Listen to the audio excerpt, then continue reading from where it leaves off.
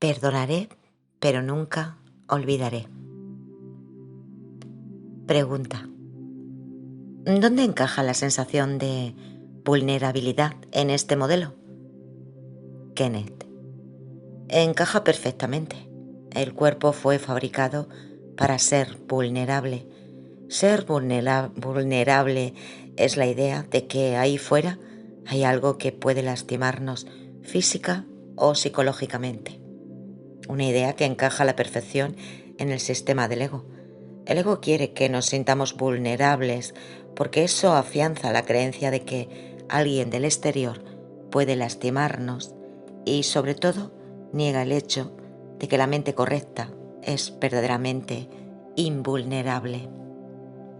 Cuando estamos en nuestras mentes correctas, nada puede lastimarnos porque sabemos que no somos nuestros cuerpos, y aun cuando estos pudieran ser lastimados y atacados, sabríamos que aquello no tiene nada que ver con nosotros. Por lo tanto, la idea de que somos vulnerables, que realmente significa que somos cuerpos psicológicos o físicos, es una negación de la verdadera invulnerabilidad de la mente y encaja muy bien en el sistema del ego. Pregunta: ¿qué intenciones podría yo establecer para liberar la sensación de vulnerabilidad? Todavía no creo que no soy un cuerpo, así que realmente creo que alguien puede hacerme daño. ¿Cómo puedo hacer que lo contrario sea real? Kenneth: la liberas dándote cuenta de que ser vulnerable no te brinda paz y que reconocer tu invulnerabilidad como mente te brindará paz. Mirarías la situación desde un punto de fortaleza en vez de debilidad. Véase el tema 31. Si aún no crees que no eres un cuerpo y que por consiguiente se te puede hacer daño, sigue siendo honesto al respecto y dite a ti mismo: la razón por la que tengo miedo, me siento angustiado, enojado o molesto, es que me siento vulnerable. No obstante, aun cuando yo no esté dispuesto a aceptar el hecho de que soy invulnerable, ahora tengo conciencia de que esa es la verdad. Al menos ahora sé que ese es el problema. El problema no es lo que esta terrible persona está a punto de hacerme o lo que me ha hecho. El problema es que tengo miedo de retornar a mi mente donde está la verdadera invulnerabilidad. Al menos entonces estás siendo honesto. Eso constituye dar un paso adelante muy útil. Pregunta: ¿esto se refiere a limitar el perdón a un marco mundano? Supongo que este es el perdón al que estamos acostumbrados porque es sinónimo del perdón para destruir. Teniendo en cuenta eso, probablemente ni siquiera haría la pregunta que he hecho muchas veces: ¿cómo olvida uno cuando se ha realizado el perdón? Eso probablemente implica que apenas sé lo que significa el perdón. Kenneth: probablemente así sea, y te acompañan muchos que están en las mismas. Esta es la razón por la que se anotó el folleto El canto de la oración, y por qué hay tantas instancias en el curso que se refieren a nuestra incomprensión del perdón. Pensamos que el perdón se da en el contexto de un cuerpo. Es inevitable porque pensamos que somos cuerpos. Así que, obviamente, cualquier cosa que pensemos estará matizada por la propia experiencia de que somos cuerpos. Por eso está esa línea muy importante que dice: ni siquiera puedes pensar en Dios sin imaginártelo en un cuerpo o en alguna forma que creas reconocer. Puesto que somos cuerpos, no hay manera de que podamos pensar en Dios sin que Él también tenga cuerpo. Puede que sea diferente del nuestro, pero definitivamente pensamos en Dios como una persona. Él tiene que ser un cuerpo y una persona porque nosotros somos cuerpos. Puesto que pensamos en nosotros mismos y en otras personas como cuerpos, Naturalmente pensaríamos que el perdón es un proceso que ocurre entre cuerpos. Creemos que el amor es algo que ocurre entre cuerpos. Creemos que el ataque es algo que ocurre entre cuerpos. Creer eso es no entender el punto fundamental, pues el ataque y el especialismo, en cualquiera de sus formas, ocurre en la mente, no en el cuerpo. Ahí es donde está operando el perdón. De hecho, todo está operando en la mente, porque no hay cuerpo ni mundo. Lo que es útil, de nuevo, es ser honestos con nosotros mismos y ser conscientes de que estamos leyendo el curso a través de nuestros propios lentes, es decir, pensamos que Jesús se está dirigiendo a nosotros como cuerpos y que le está diciendo a mi cuerpo que perdone al cuerpo de otra persona. Claro que eso dicen las palabras, pero se nos está escapando toda la intención y el significado de las palabras si pensamos de esa manera. Las palabras están ahí porque creemos que somos cuerpos. Su propósito, muy importante, es llevarnos a una experiencia que está más allá del cuerpo. El propósito de un curso de milagros es llevarnos de lo que no sabe de la mente, el cuerpo, a lo que es plenamente consciente de la mente. Así que Jesús usa palabras que tienen relevancia para el cuerpo porque ahí es donde queremos estar, la condición en la que creemos que estamos, pero las utiliza para llevarnos más allá del cuerpo. Las palabras no son más que símbolos de símbolos, por lo tanto, están doblemente alejadas de la realidad. Por lo tanto, las palabras son símbolos que representan conceptos, que son símbolos que denotan la realidad. Nuestro verdadero yo, nuestro verdadero ser, es una mente, no un cuerpo. Esa es la realidad y esa es la verdad. Por lo tanto, necesitamos un concepto de nuestro yo, que es soy un individuo, entre comillas. Luego necesitamos un concepto o un símbolo que represente ese concepto, que es soy un cuerpo, entre comillas. El cuerpo simboliza, pues, el concepto del yo como individuo, que a su vez es un símbolo de quién realmente somos. Por lo tanto, mi yo dentro del sueño no es un cuerpo. Mi yo dentro del sueño es un soñador o un tomador de decisiones. Las palabras son, pues, símbolos de símbolos. La palabra cuerpo simboliza el símbolo del concepto que tengo de mí mismo como una entidad separada, que a su vez es un símbolo de un yo que es un tomador de decisiones en la mente. Nos vamos alejando cada vez más de esa identidad. Las palabras vienen a nuestro encuentro donde creemos que estamos, para conducirnos de regreso a donde realmente estamos, la parte tomadora de decisiones de nuestra mente, que es lo único que hay. Una vez que nos separamos de Dios, el único enunciado verídico que se podría hacer acerca de nosotros, el único concepto de nosotros mismos que es real dentro del sueño, es que somos tomadores de decisiones. Tenemos el poder de elegir. Cuando elegimos el ego, abdicamos de nuestro concepto como tomador de decisiones y nos convertimos en un ego, la morada del mal, de las tinieblas y del pecado. Como dice la lección 93, proyectamos eso y luego nos convertimos en un cuerpo. También la morada del mal, de las tinieblas y del pecado, excepto que pensamos que la morada del mal, de las tinieblas y del pecado es el cuerpo de otra persona, no el nuestro. Ahora estamos muy lejos de donde partimos, que fue siendo un tomador de decisiones que está haciendo una elección equivocada. Otra vez reflexiona sobre esto por un momento y no intentes juzgar el perdón ni limitarlo a un marco mundano. Lo que precede a esta declaración en el canto de la oración es un comentario que básicamente dice que el Espíritu Santo sabe lo que es el perdón y que debemos permitirle enseñarnos. Lo que sucede, por supuesto, es que más bien nosotros le enseñamos a Él.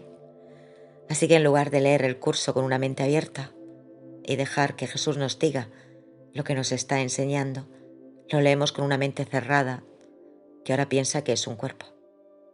En esencia, le decimos a Jesús lo que Él nos está diciendo y todos estamos equivocados. El canto de la oración se anotó un año después de que se publicara un curso de milagros, para corregir lo que ya iba por mal camino en las mentes de los que estudiaban el curso. Por desgracia, al parecer su labor de corregir a las personas no resultó muy eficaz, en parte porque la gente no lo lee. Y si lo hacen, lo leen de la misma manera que leen el curso. Así que una línea muy clara como la siguiente, no pongas el perdón en un marco mundano, no se entiende. Hay una línea paralela en los dos cuadros, la sección del texto en que Jesús dice que hemos tratado de encajar el mejor cuadro en el marco equivocado. En este contexto, diríamos que el mejor cuadro es el perdón y el marco equivocado es el cuerpo. Ponemos el mejor cuadro en el marco equivocado, el marco mundano. Por eso el perdón aquí se vuelve imposible. No lo hacemos, porque siempre nos estamos aferrando a lo que las personas han hecho, y lo que han hecho siempre está en el pasado. En el presente experimentamos el dolor. El futuro se convierte entonces en los perdonaremos, pero nunca olvidaremos, lo que significa que los estamos juzgando silenciosamente por no mencionar nosotros mismos. Por lo tanto, hemos tomado el proceso del perdón y lo hemos puesto en el marco mundano del tiempo lineal, lo que significa que lo hemos puesto en el marco de la mente errónea, la del pecado, la culpabilidad y el miedo. A esas alturas no hay perdón ni esperanza. La idea es ver un curso de milagros como un viaje que nos lleva de estar sin mente a ser una mente plena. Un viaje que nos remontará a la mente. Ahí es donde hay que practicar el perdón. Ahí es donde está el problema. La decisión a favor del ego es el problema, no lo que tú me has hecho o lo que yo te he hecho. Eso no es más que una proyección de lo que nuestras mentes han hecho. Así que quieres usar tu experiencia en una relación aquí como el vehículo para volver a la mente, viendo lo que haces aquí como una proyección de la mente. Pregunta. Nuestro miedo al perdón es que nos llevará al amor de Dios, que, por supuesto, significaría nuestra aniquilación como un yo, la desaparición de nuestro yo en el amor de Dios. ¿No es así? Pero la cara opuesta es que, si no perdonamos, tenemos el temor del castigo de Dios. Total, menuda situación en la que nos hemos metido. Hagamos lo que hagamos, salimos perdiendo. Kenneth. Sí, desde la óptica del ego. Eso es precisamente lo que hace el ego. Su propósito es tener esa situación sin salida. Date cuenta de que cuando sientes que te irá mal si haces algo y te irá mal si no lo haces, es que has elegido al ego. Lo que significa que debe haber otra manera de mirar al asunto. Una manera que trascienda lo que te parece terrible hacia la izquierda e igualmente terrible hacia la derecha.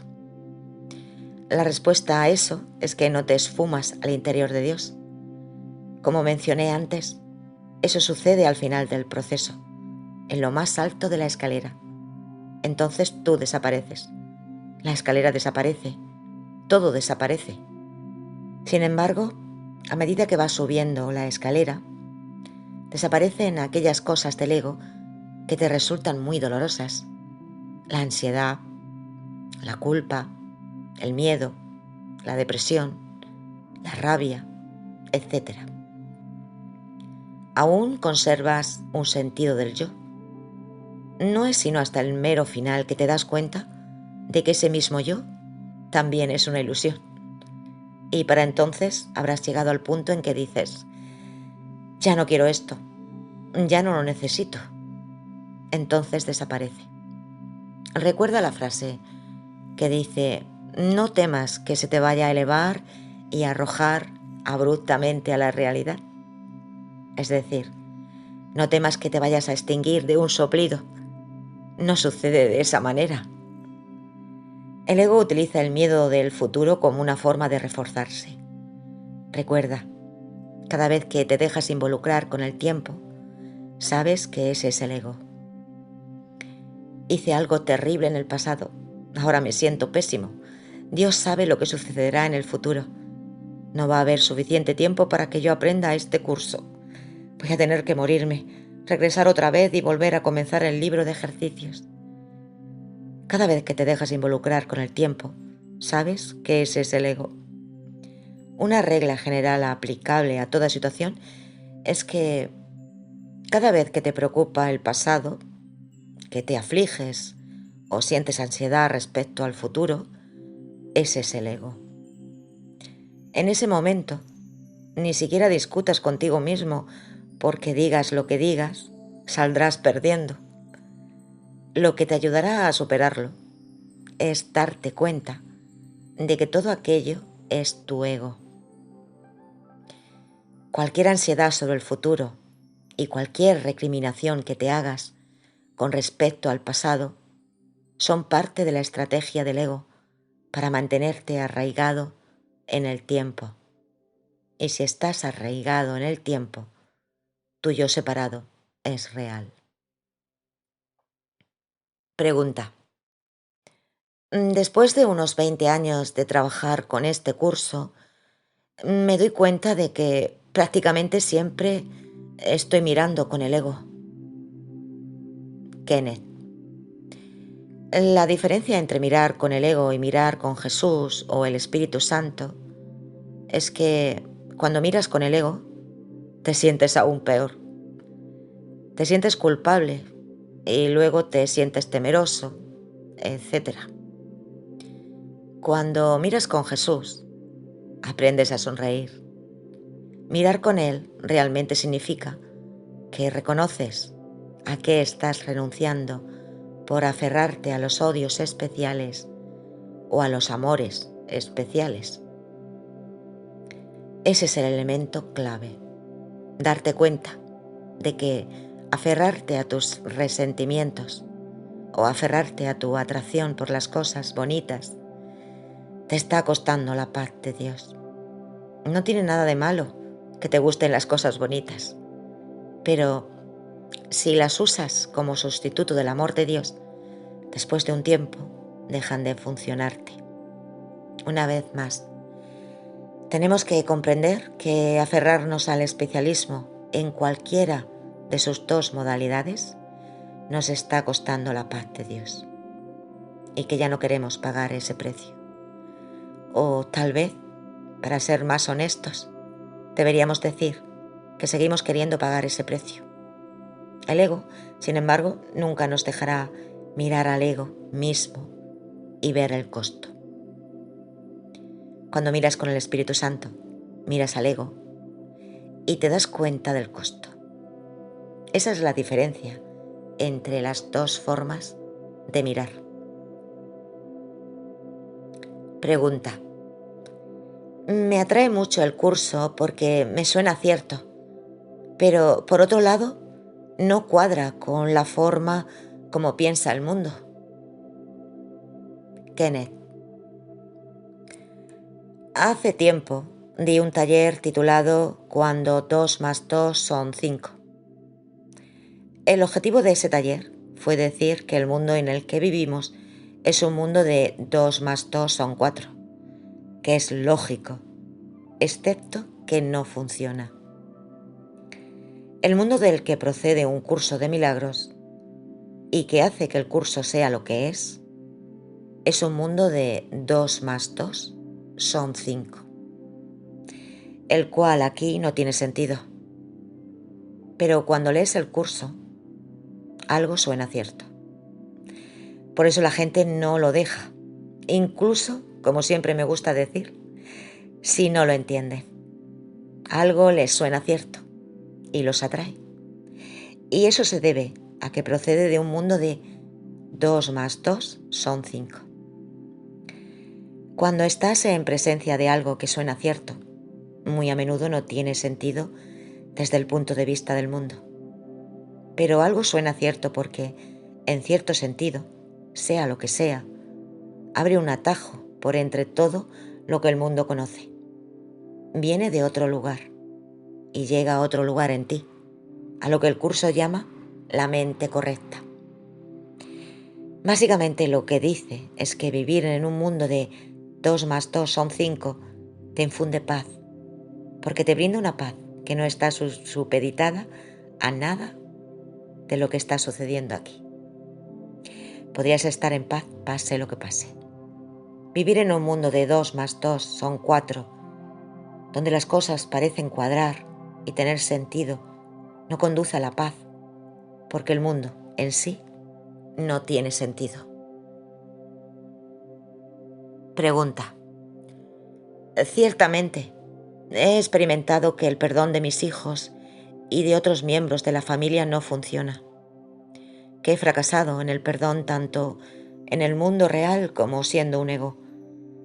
Es necesario tener esa experiencia en el proceso de avanzar hacia el perdón real y tomar conciencia de que algo de tu motivación como ego no va por buen camino. En otras palabras, ¿es ese el peldaño inferior de la escalera? Y para pasar al siguiente peldaño, ¿te das cuenta de que algo debe cambiar? Tiene que haber un camino mejor. Kenneth. Creo que todo el curso se basa en esa premisa. En esencia, como sabes, así fue como comenzó el curso. Helen y Bill coincidieron en que tenía que haber otra manera porque lo que estaban haciendo no funcionaba. Y creo que todo el mundo tiene esa experiencia, ya sea que la verbalicen o no conscientemente. Han probado muchas cosas y no funcionan.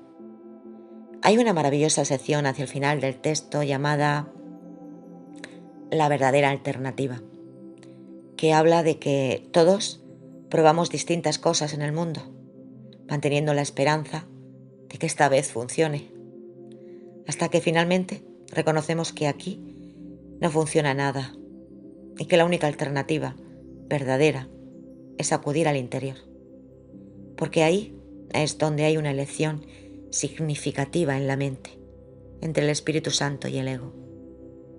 Esa es la elección significativa y esa es la verdadera alternativa. El mundo ofrece miles y miles de alternativas y ninguna de ellas funciona. Esa conciencia es lo que te lleva a la escalera correcta. Te baja de la escalera que, al parecer, el ego quiere que subas, aunque nunca pasas del mismo peldaño. Te esfuerzas y te esfuerzas por subir la escalera y sigues en el primer peldaño porque la escalera del mundo, la escalera del ego, no te lleva a ninguna parte. En breve, pues, reconocer que toda esa escalera es la escalera equivocada es lo que te ubica en la escalera correcta. Luego, como que simplemente, ni corto ni perezoso, la subes. Pregunta. Dijiste que alguien podría lastimar el cuerpo. ¿No sería entonces con mi permiso? Kenneth. En el nivel de la mente, claro, porque es tu sueño. Pero en el nivel de nuestra experiencia en este mundo, no necesariamente. Por ejemplo, podrías ir conduciendo en la autopista cuando le fallaran los frenos al coche que viene detrás de ti y choca contra tu coche. Estoy diciendo que es parte de tu sueño, pero en el nivel de nuestra experiencia aquí, no sería así. Estoy tratando de ayudar a evitar que la gente se sienta culpable por creer que han provocado las cosas que les suceden. Ahora bien, tu mente ciertamente lo provocó, porque esto es un sueño. Y no solo es un sueño, sino que es un sueño que ya pasó. Un sueño que estás repasando. Pregunta: ¿la aleatoriedad de que alguien choque conmigo se siente peor que la idea de que aún queda algo por depurar en mi conciencia? Kenneth: una vez más, en cierto nivel, absolutamente, es tu sueño. Y dentro de ese sueño has elegido volver a experimentar ese acontecimiento. Pero no quieres que el yo, que en tu experiencia sientes que eres tú mismo, se sienta culpable. Como si tus pensamientos no sanados o tu culpabilidad atrajera este suceso. Mucha gente de la nueva era habla así. En realidad, es una confusión de niveles. Tú, como persona, no tuviste nada que ver con lo que pasó. La persona que experimentas como tú mismo, conduciendo en tu auto, no tuvo nada que ver con que la otra persona te chocara por detrás.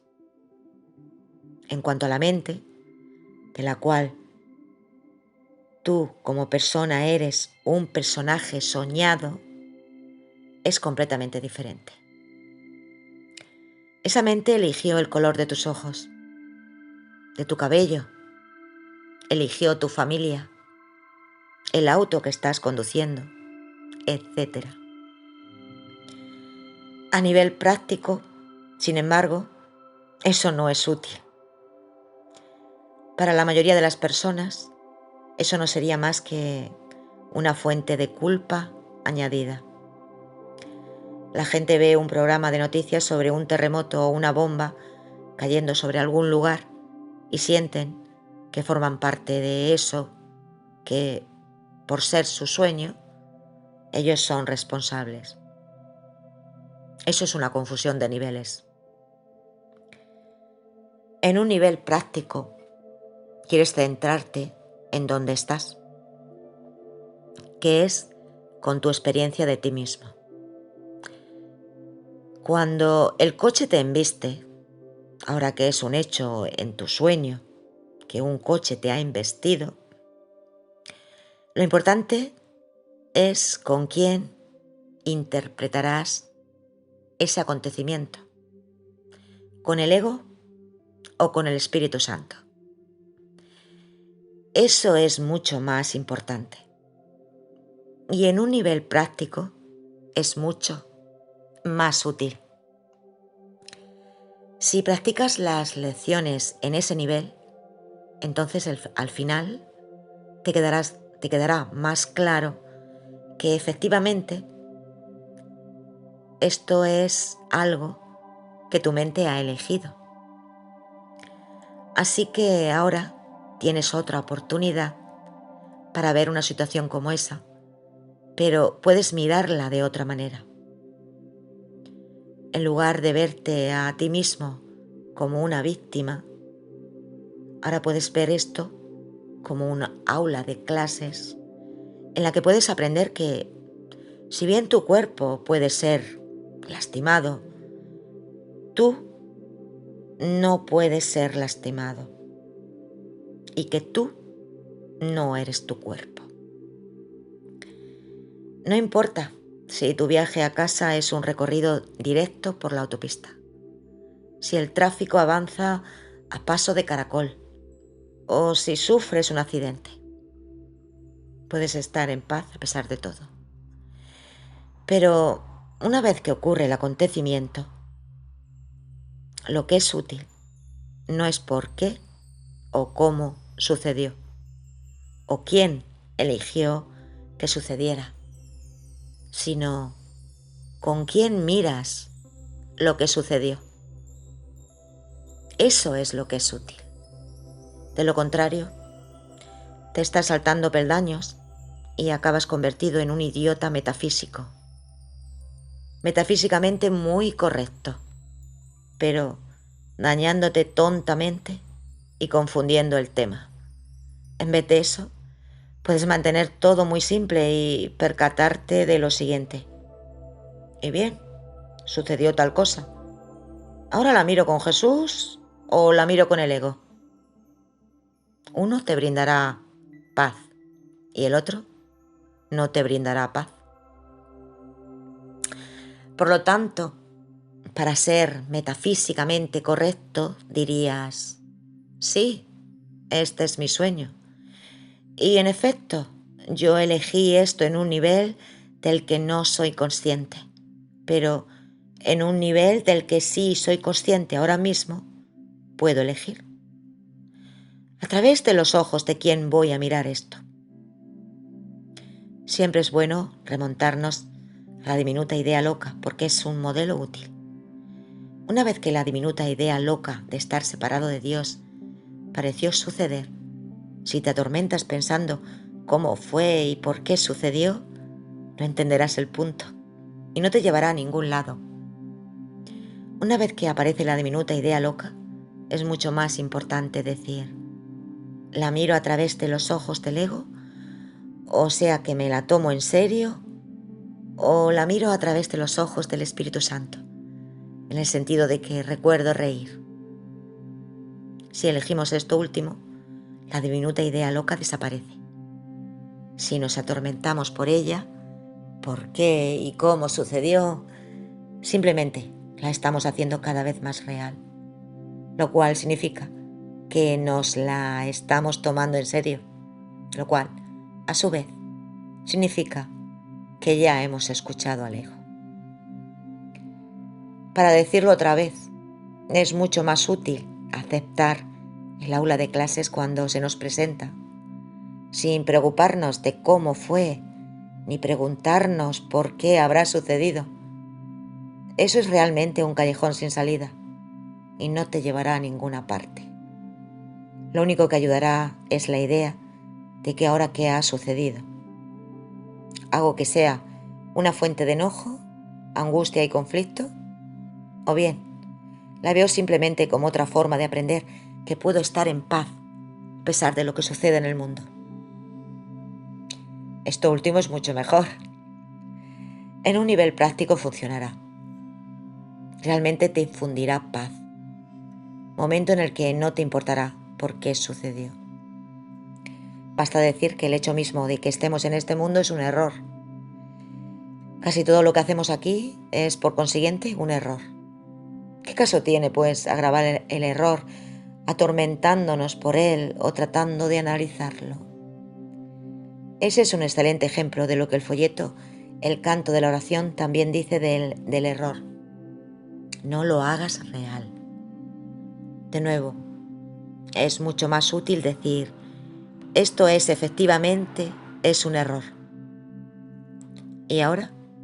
¿Cómo voy a mirarlo? Recuerda, el problema no fue la diminuta idea loca.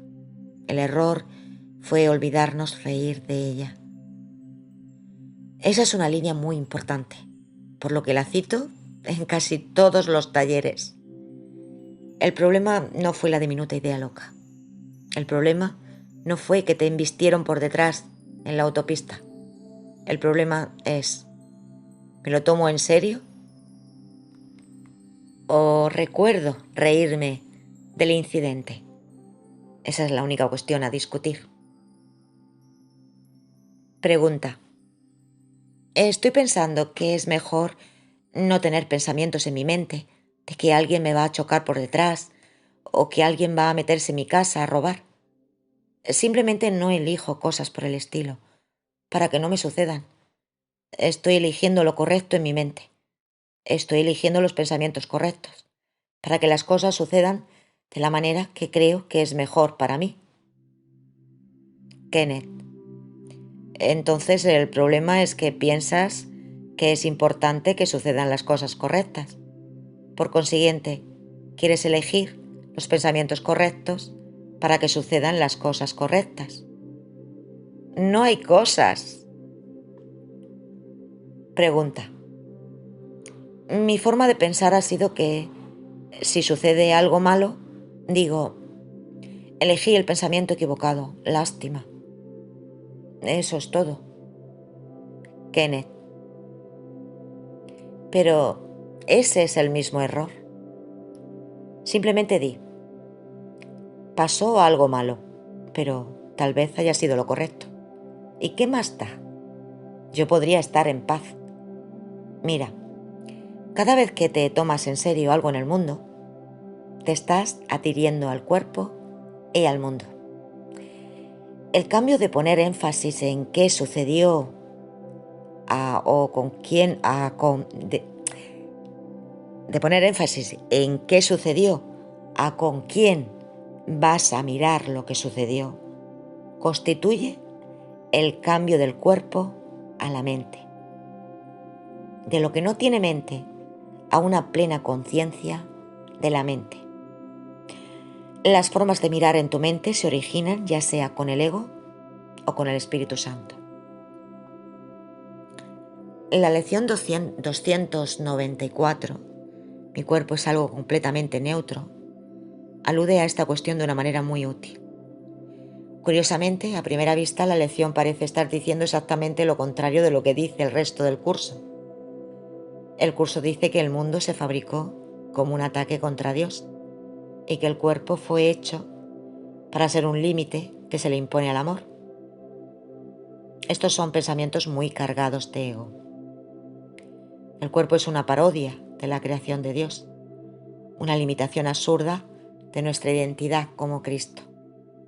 Estos pensamientos reflejan el propósito del mundo y del cuerpo. Sin embargo, una vez que estamos aquí en un cuerpo, una vez que vamos conduciendo por la autopista y hay un accidente, el cuerpo, el accidente, la situación y la relación son neutros y están a la espera de que elijamos al ego o al Espíritu Santo. Por lo tanto, ya no importa por qué sucedió el accidente. Preocuparse, pues, y tratar de analizar por qué sucedió, nos vuelve a arraigar en el pasado. Recuerden, la idea es permanecer en el presente, el instante santo, no estar en el mundo del tiempo lineal, que es estar en el corazón del sistema de pensamiento del ego. Preguntarnos por qué causamos esto es una declaración sobre el pasado. Lo importante es que ahora mismo estamos eligiendo estar con el ego o bien con el Espíritu Santo. Eso es significativo.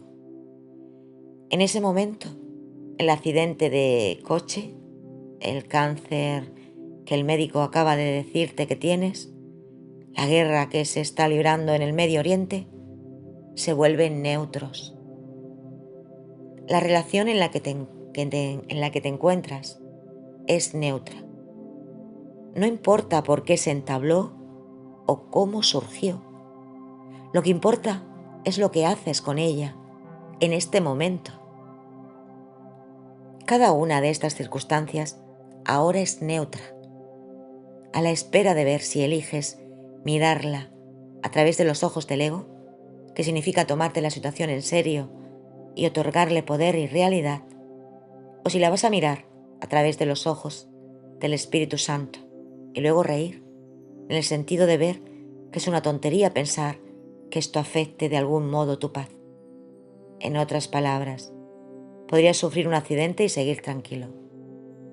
Tu cuerpo quizá resulte lastimado, tu coche quizá resulte lastimado, la otra persona quizá resulte lastimada, pero tú podrías seguir en paz, recordando reírte de la diminuta idea loca que se ha expresado ahora en esta forma. He aquí lo que dice esta lección, la lección 294. Soy un hijo de Dios. ¿Cómo iba a poder ser también otra cosa? ¿Acaso creó Dios lo mortal y lo corruptible? ¿De qué le sirve al bien amado Hijo de Dios lo que ha de morir?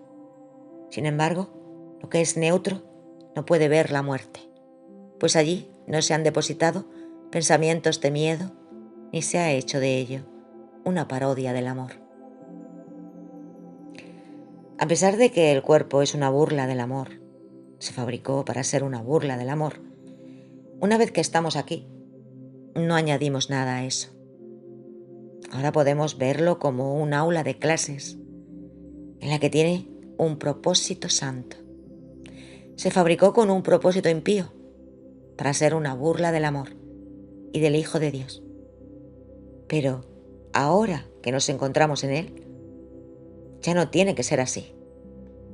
Ahora puede ser un aula de clases en la que aprendemos que no somos un cuerpo y que el pensamiento de separación, que es la burla original del amor, ya no está operativo en nuestra mente, porque ahora podemos ver a nuestro cuerpo igual que a cualquier otro cuerpo.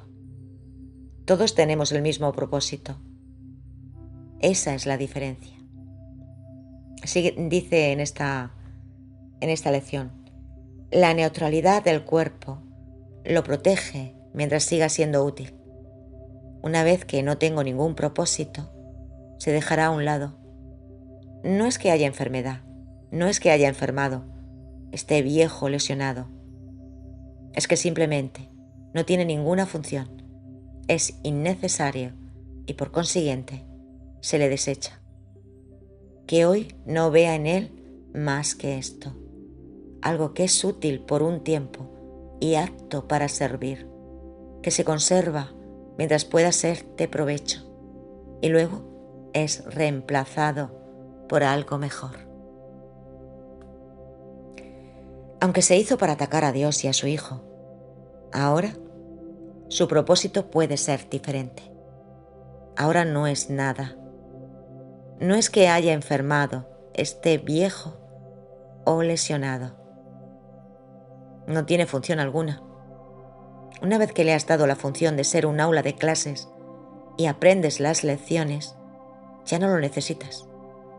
Una vez más, atormentarte pensando por qué se fabricó el cuerpo, por qué naciste en este mundo y en esta familia, por qué esto y por qué lo otro, solo sirve para los fines del ego.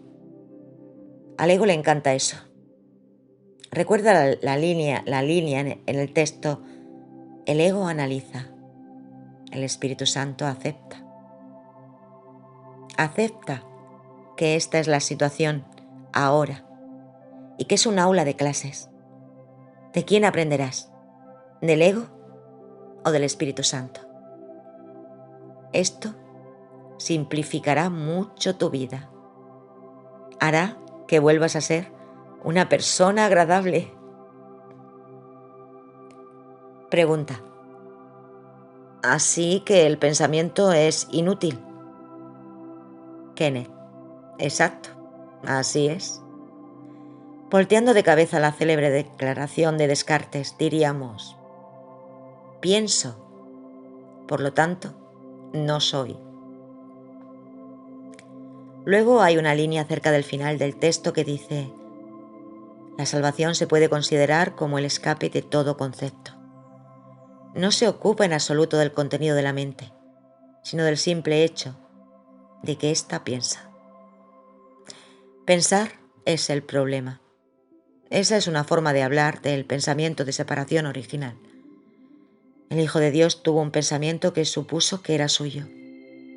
En lugar de él formar parte del pensamiento de Dios, que es el no pensamiento, el Hijo tuvo un pensamiento. Entonces veneró ese pensamiento y se lo tomó en serio, que es el sentido de venerar. Y luego construyó un mundo entero alrededor de ese pensamiento. Y siguió. Piense y piense y piense.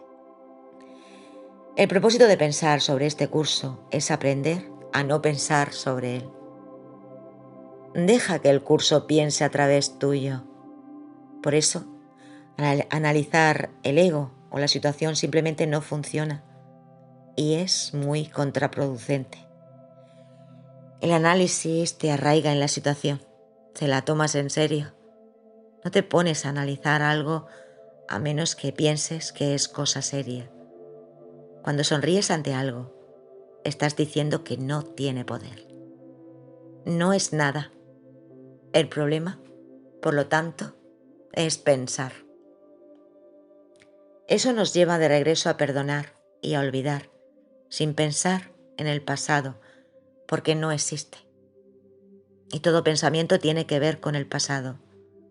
Si piensas en aquello sobre lo que piensas y en lo que estás haciendo cuando estás pensando, te das cuenta de que todo ello gira alrededor del pasado, de tu aprendizaje pasado que ahora aplicas a algo aquí.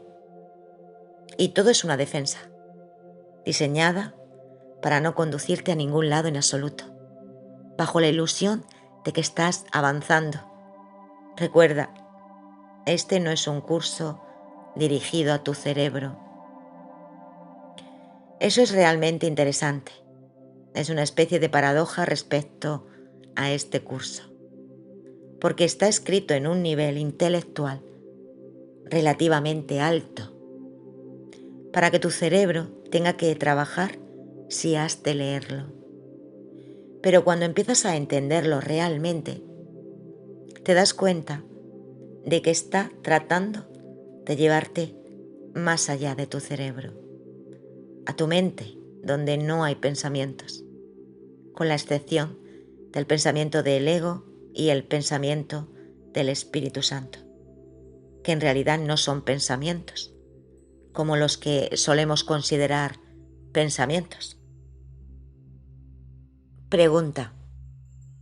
Al final de nuestras clases, cuando cierras con una lectura y luego varios minutos de silencio, noto que cuando sucede, primero todo está muy tranquilo. Entonces entra el pensamiento seguido de otro y otros más. Bueno, ¿ahora qué voy a hacer? Me voy a casa, iré a almorzar y puedo oír el roce de papeles a mi lado.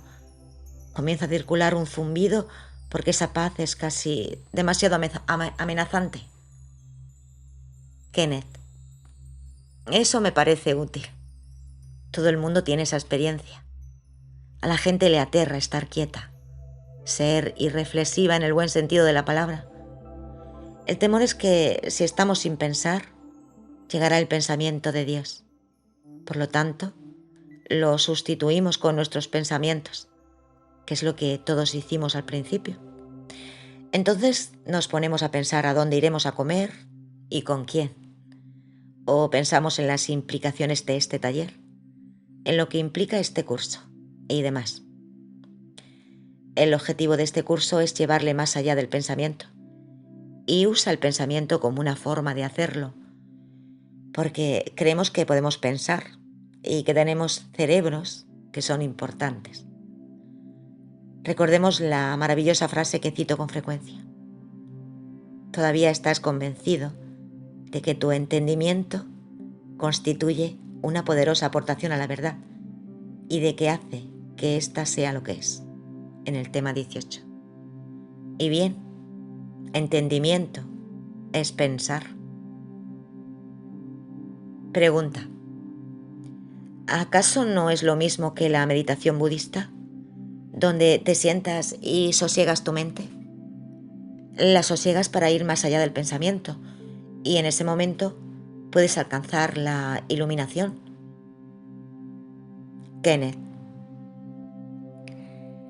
Un curso de milagros a eso le añade algo más, ayudándonos a entender por qué no lo hacemos y cuánta resistencia oponemos a hacerlo.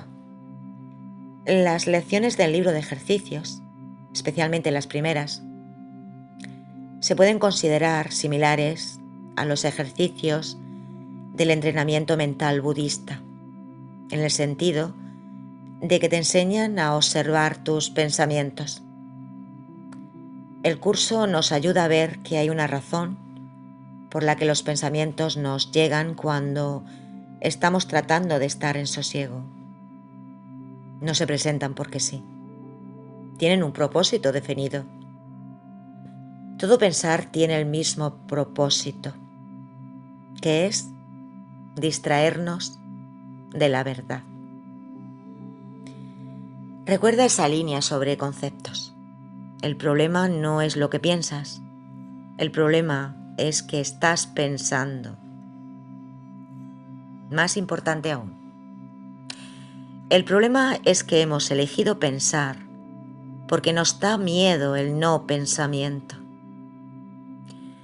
Analizar nuestros pensamientos, su simbolismo, cómo interactúan y lo que significan podrá ser divertido y quizá sea un buen ejercicio intelectual, pero no nos llevará a casa. Una vez más, el problema no es lo que pensamos, sino el hecho de que estamos pensando.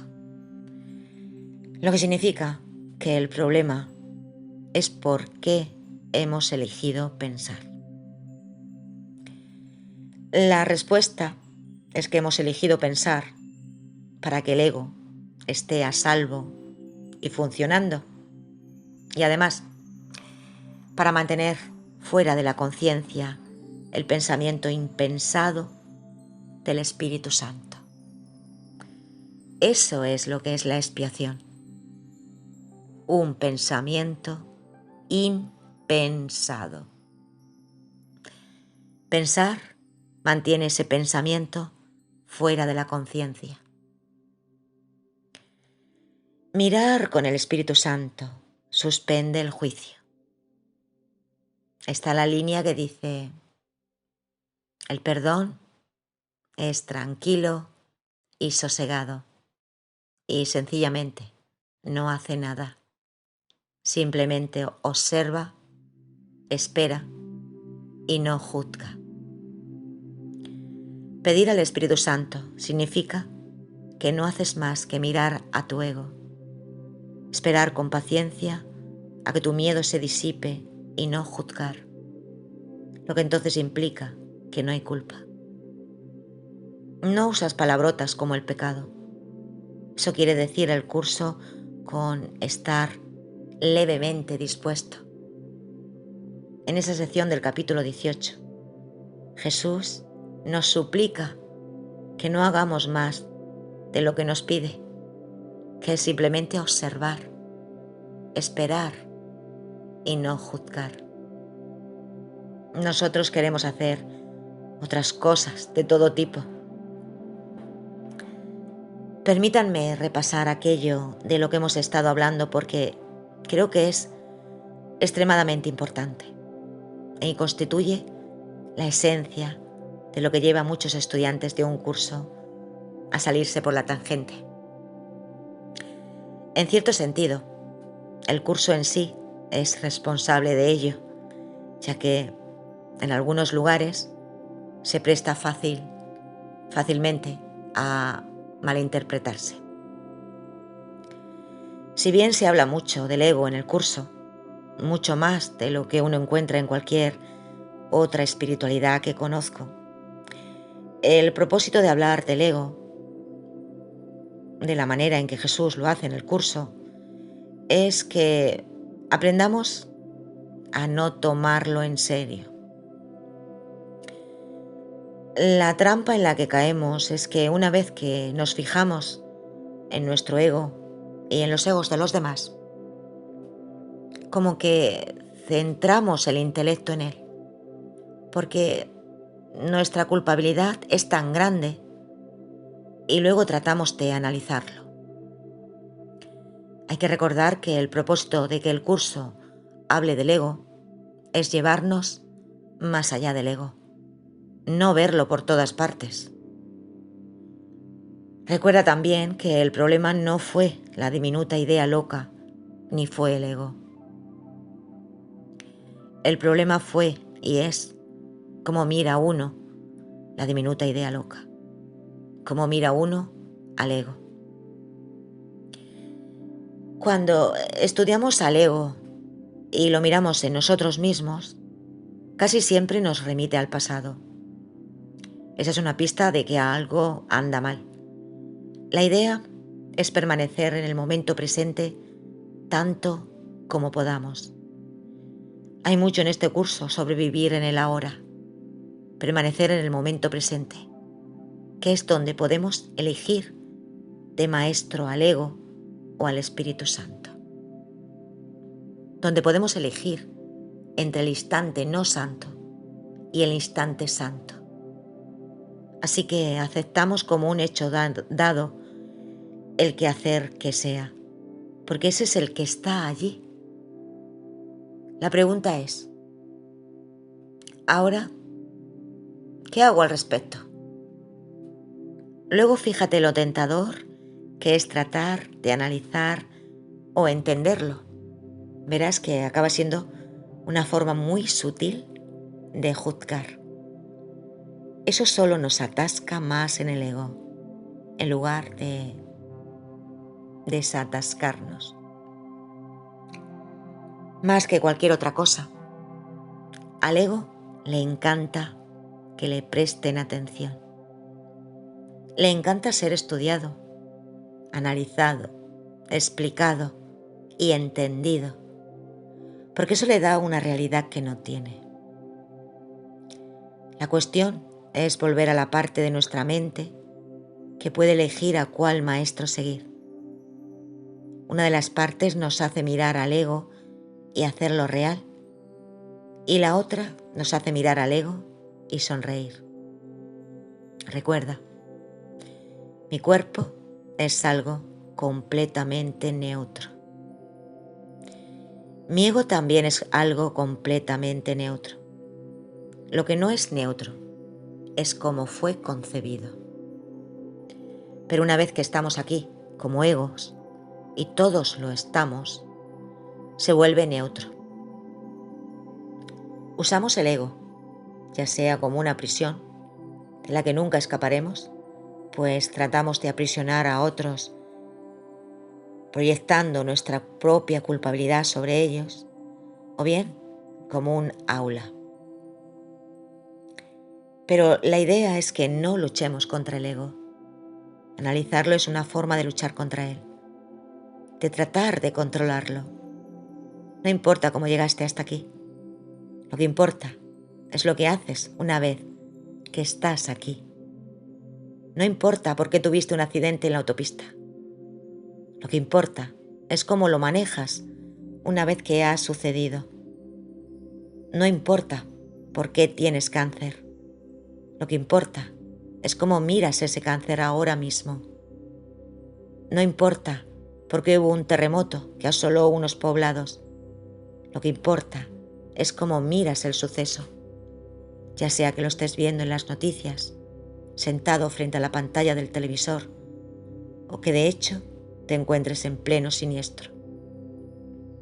Analizarlo y decir que tus malos pensamientos o los de otra persona fueron causantes del suceso, o que Dios está castigando a las personas que están sufriendo porque viven en un país pecaminoso o algo, todo eso le da una realidad y un poder que no tiene. Eso es lo que ha sucedido. La única pregunta es, ahora, ¿cómo lo veo? ¿Como un aula de clases o como una prisión? Eso es todo. Pregunta. Supongamos que te encuentras en una situación en la que tienes que tomar una decisión crucial. Has suspendido tu juicio. Estás a la escucha del Espíritu Santo. Ahora bien, no te llega nada. No tienes ninguna inspiración, ni te sientes inclinado a proceder de una manera ni de otra. Kenneth. Entonces, lo que yo haría en una situación semejante es empezar con la premisa de que hay una respuesta. Todos los conflictos tienen una respuesta. Todos los problemas tienen una respuesta. Así que procedería con la suposición de que la respuesta la llevo dentro. Y todo lo que tengo que hacer es dejarla salir. Si no sale nada, es porque no estoy listo para escucharla. Asunto concluido. No entres con una grúa perforadora. No trates tú de sacarla. Solo di que la respuesta está ahí, porque todo problema tiene una respuesta. Y si es mi sueño y el problema lo establecí yo, tiene una respuesta. Pero, evidentemente, no estoy listo para oírla o para aceptarla. Y eso está bien. No pasa nada. De esa manera, estás siendo honesto en cuanto a lo que está ocurriendo. Pero no te estás presionando. Solo di que no estás listo. Si hay una fecha límite y necesitas una respuesta en el nivel de la forma, simplemente haz tu mejor esfuerzo. En todo caso, si no obtienes una respuesta, no te alteres. Acepta el hecho de que no estás listo para escucharla. Y está bien. Recuerda, el perdón es tranquilo y sosegado. Y sencillamente no hace nada. Simplemente observa, espera y, lo más importante, no juzga. Así que no te juzgues si no obtienes una respuesta. Sin embargo, la respuesta sí llegaría. El Espíritu Santo habla en la forma que podemos aceptar. Pero si no llega nada, solo es debido a que nos da demasiado miedo la respuesta, lo que significa que aún no estamos listos. Y está bien. Cuando Jesús dice que este es un curso fácil y que es muy simple, se está refiriendo a eso. No se nos pide que hagamos mucho. En este caso, menos es mejor. Porque cuando queremos hacer más, estamos haciendo estropicios. El Espíritu Santo no hace nada. Nosotros somos los que hacemos cosas. Por lo tanto, queremos hacer que sucedan cosas. Luego queremos desvirtuar cosas que han sucedido. Queremos hacer cosas. Los cuerpos hacen cosas y las hacen escuchando a la mente que está diciéndoles qué hacer. Esto no significa que no debas hacer cosas en el mundo. Solo significa que lo que haces en el mundo fluirá automáticamente de lo que está en tu mente.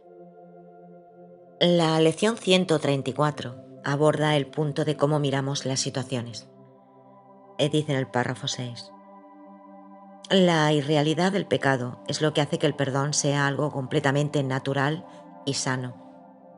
Un profundo consuelo para todos aquellos que lo conceden y una silenciosa bendición allí donde se recibe.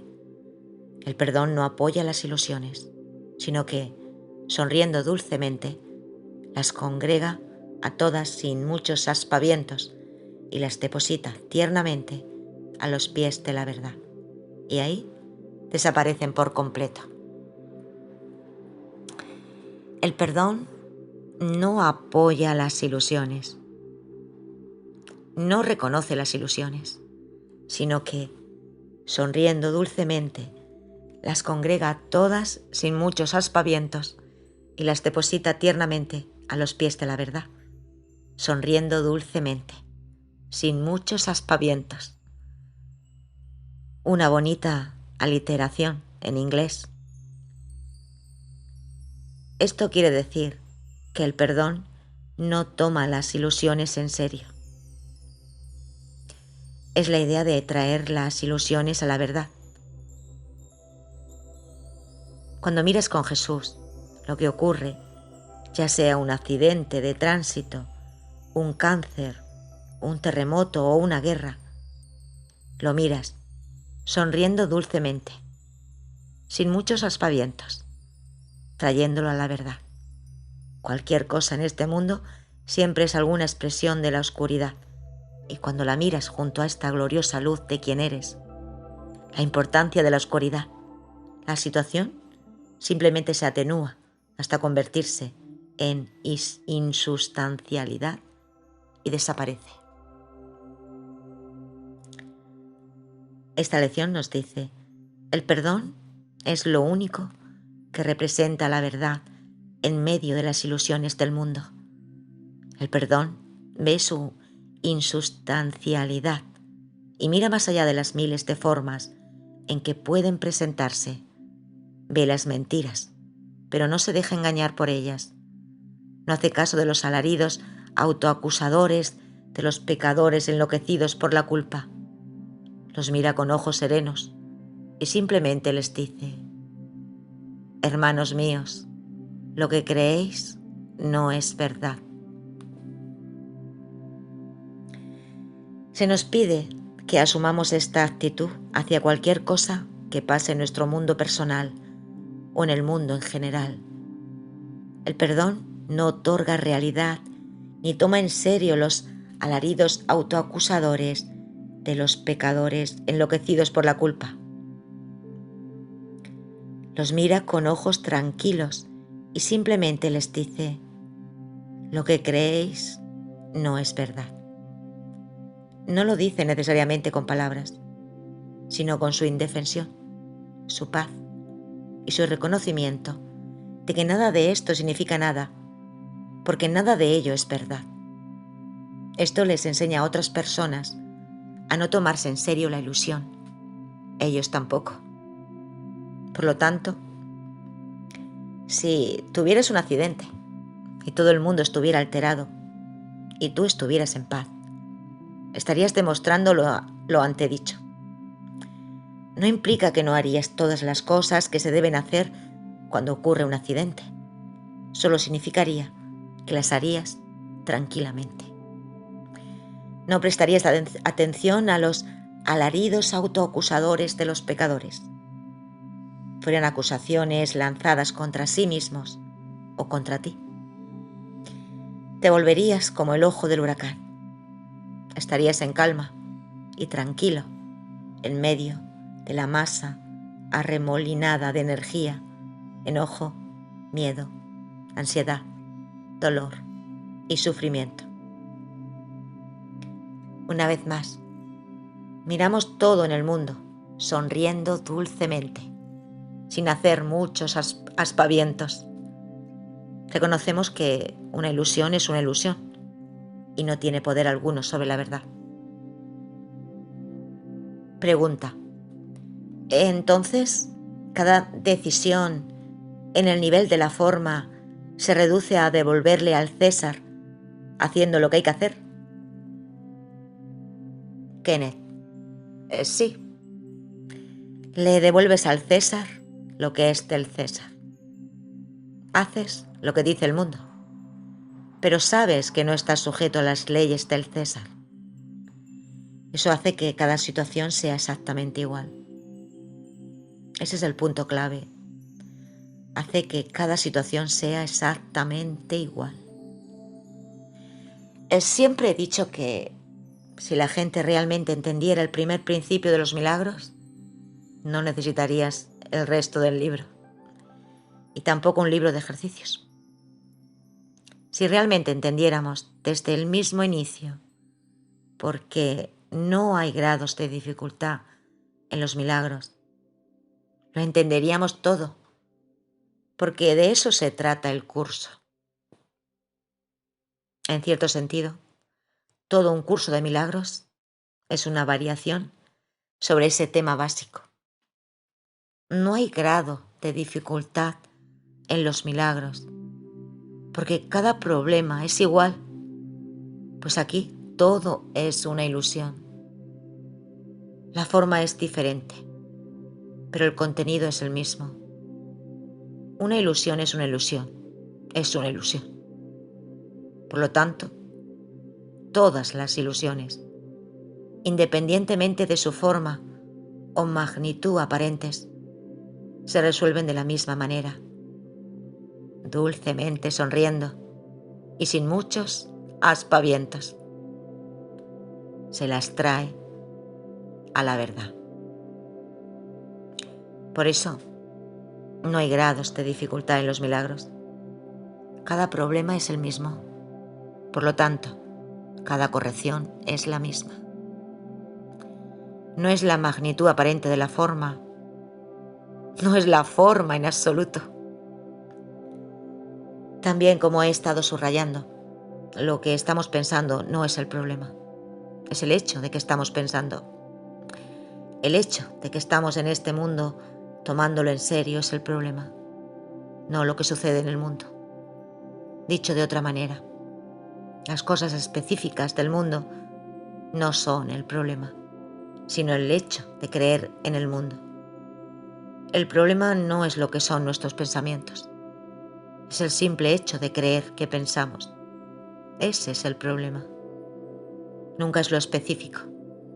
Nunca estamos disgustados por la razón que creemos. Creemos que estamos molestos por razones específicas de todo tipo. La verdadera razón por la que estamos molestos es que elegimos estar molestos, porque no nos tomamos en serio la diminuta idea loca.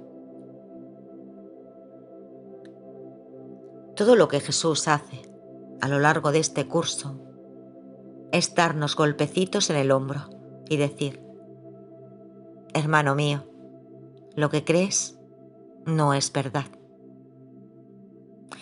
En el capítulo 23 del texto dice: y Dios piensa de otro modo.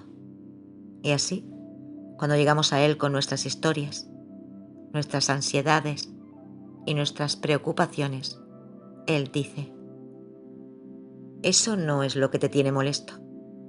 Ese no es el problema. Lo que crees no es verdad. Implícito en eso está lo que le dijo a Helen: no me pidas que solucione el problema aquí. Aquí no hay problema alguno. El problema es que crees que hay un problema. El problema no es lo que piensas, sino que pienses que puedes pensar. El problema no es que estés aquí. No estás aquí. El problema es que crees que estás aquí. El problema no es que te hayas separado de Dios. El problema es que crees que te has separado de Dios. Es una diferencia muy grande y es muy importante. Por eso el perdón no consiste en perdonar a las personas por lo que han hecho. En términos metafísicos, literalmente, no han hecho nada. En este nivel, no han hecho nada porque no te han quitado la paz. Puede que te hayan quitado pedazos del cuerpo, pero no te han quitado a ti. No te han quitado la paz. Así que no hay nada que perdonar. No te hicieron nada. Ahora bien, es muy difícil vivir este principio 100% del tiempo. Pero al menos puedes darte cuenta de que cuando no eres feliz es porque has elegido no vivir bajo ese principio. No es un pecado, pero por lo menos ahora sabes cuál es el problema. Eso explica por qué acudir a Jesús o al Espíritu Santo con un problema y exigir que lo solucionen se nos facilita más que acudir a ellos en busca de ayuda sin predeterminar cuál sería la ayuda. Una vez más, Jesús nos diría: hermano mío, lo que crees no es verdad. No me pidas que te ayude con este problema. A, B, C, X, Y o Z. Pídeme que te ayude a ver el hecho de que quieres que haya un problema, porque, en verdad, sabes que no hay ninguno. Esto equivale a decir que quieres que haya un yo separado, porque en algún nivel sabes que no hay ningún yo separado. Para resumir brevemente nuestros comentarios, Cuando acudimos a Jesús con un problema, en realidad le estamos pidiendo que nos convenza de que hay un problema y por lo tanto de que somos reales como individuos. Es como si le suplicáramos que nos acompañe a hacerlo real. Y como no lo hace, lo que hacemos es despedirlo y contratar a otro Jesús que sí preste atención a nuestros problemas. Entonces, pensamos que ese es el Jesús que escribió este libro y que nos da respuestas. Hacemos eso porque no nos gusta la respuesta que da el verdadero Jesús del curso, la cual es que no hay respuesta que dar, porque no hay pregunta ni problema. Como dije antes, siempre hay una respuesta a un problema específico. Y eso se debe a que la respuesta es siempre la misma. Y esa respuesta adoptará una forma en la que podamos aceptarla.